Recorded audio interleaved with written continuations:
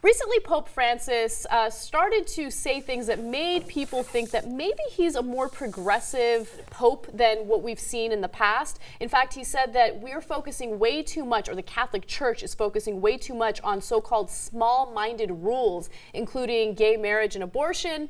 And he got a little bit of heat from that because of the fact that the Catholic Church has been focusing on that for so long, and they would much rather judge others as opposed to focus on, I don't know, helping the needy, helping the poor. So recently he gave an interview, and here's how he walked the comments back. He said, quote, "Every child that isn't born but is unjustly condemned to be aborted has the face of Jesus Christ, has the face of the Lord." I've been saying in the I guess the wake of his past few statements, I expect that at some point he's going to have to go back to being a pope and say something that a secular-minded individual like myself isn't going to agree with. And I would say in terms of denouncing abortion, in terms of backtracking from what he said, this is a fairly lighthearted backtracking.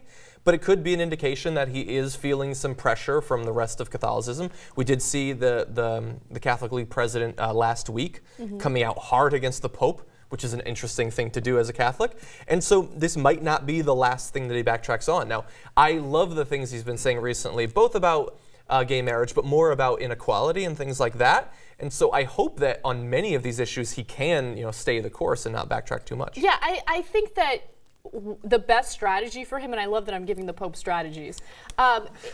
Believe what you believe when it comes to these small-minded, issues or small-minded rules. I totally agree that they're small-minded rules. I don't think that any religion should dictate how anyone else lives their lives. If you're Catholic and you don't agree with it, then you don't have to live your life that way. But at the same time, focus more, emphasize more on inequality, focus more on helping the poor and the needy, focus more on how the middle class and the working class in America is just getting screwed over. I mean, those are real issues. And I know that it's not the Pope that represents America, this is the Pope of the Catholic Church, but you're seeing similar trends in other countries as well. And to raise awareness about that and emphasize that, I think would actually do a huge favor to the Catholic Church. Yeah, no, and I think that it makes sense for us to provide strategy. I mean, we're not like professional religious consultants or anything like that, but I think that coming as we are from outside of the community, we can look and speculate about its best interests. I mean, they're not doing too well. I mean, you look every 5 years or so, the demographics shift about 5 points. That's held true for the past 20 years, at least in America.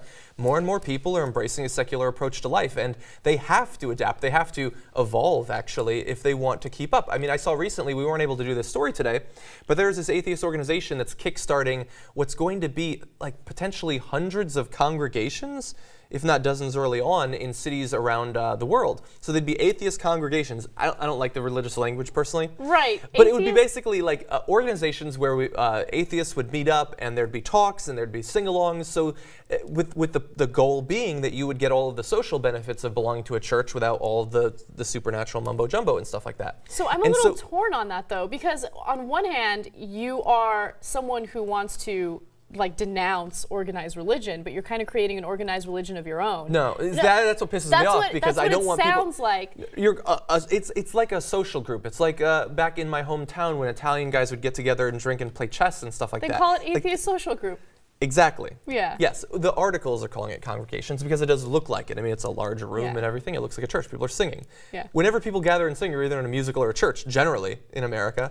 But anyway, so yes, I think the Pope does need to respond, perhaps not to that pressure in particular, but to the inevitable march towards a more progressive approach to the world, a more scientific approach to the world that's long overdue. Just a little more damage control from the Vatican. The communications advisor said the following: the Pope is not condemning his predecessors. What he is saying is, we spent a lot of time talking about the boundaries. We spent a lot of time talking about what is sin and what's not. Let's move on. Let's talk about mercy. Let's talk about love. And I like that. I think that was a good response. I think that was the best way to handle it. Yeah, that sounded like Macklemore wrote that. It did sound like Macklemore. Yeah, no, I totally agree. And look, I understand if you are a very right-wing evangelical in America, like feeding the poor is expensive. Denouncing gay people, that shit's free once you have a mic. And look, I understand people attack us because we're unfairly harsh on Christians. Yes, they're constantly doing charity. We totally understand that. I just don't think that having like a split where you have a certain amount of charity and a certain amount of xenophobia is okay. Just do the charity. I'd be on your side then.